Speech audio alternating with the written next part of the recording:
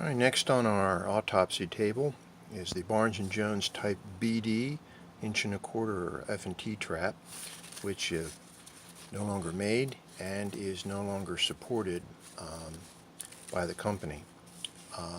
They tell you to try to replace this trap if you ever run into it. About the only thing you can do to rebuild it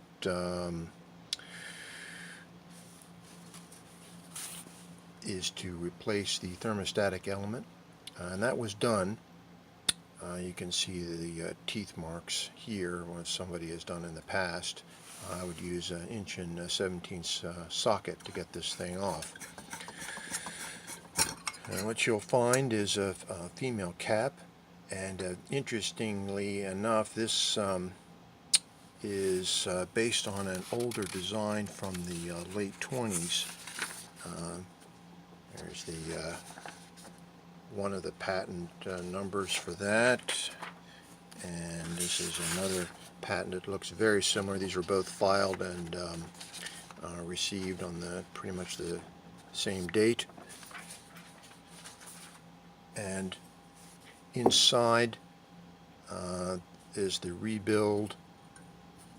It's the famous Barnes & Jones cage unit, and the booklet calls out for a 1748, and this one is old enough that it has patent numbers on them, and the patent numbers refer to, of course, the famous cage unit itself.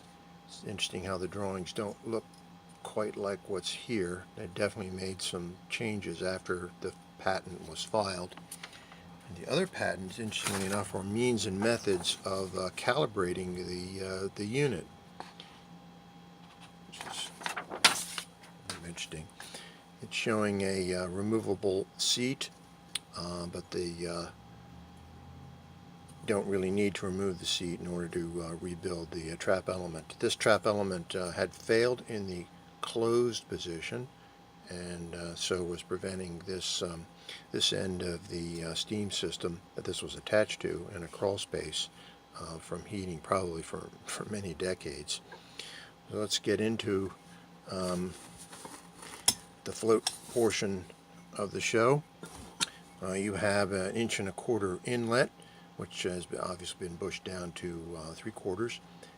This outlet here went to the wet return, and this outlet here, which was bushed down to 1 1/4", went to the air vent or the dry return.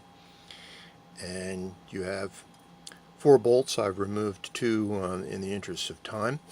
In order to get this one out, I had to grind the bushing, so I know this thing was never removed from when the day it was since the day it was put in. These are 5/16 head. Excuse me, 5/8 head. The threads are 7/16 by 14, and they are not blind holes, so you have half a chance of getting this out with impact. I find that blind holes tend to bind up and cause problems. So when you take this thing apart, the shell is usually, this one was full of sludge, as one expect from something that's 90 years old. And this is the float mechanism. These screw heads here are 7/16. They attach to 1/4 20 threads, but the main problem is this is a internal poppet, which is inside the mechanism, and you really can't get at it. So if you take this pin out, the poppet disappears, and you got nothing. You got a long day ahead of you. About the best you could do would be to spray this down with detergent, maybe some penetrating oil, make sure that moves freely, and hope it hasn't worn out. And then you would use RTV sealant to put this back together, and probably a little anti-seize, and that may get you going again, because the difficulty in dealing with this replacing this trap is there's only a inch and a quarter, inch and 3/8 difference between the inlet and outlet, and that's pretty hard to find a trap to exactly match that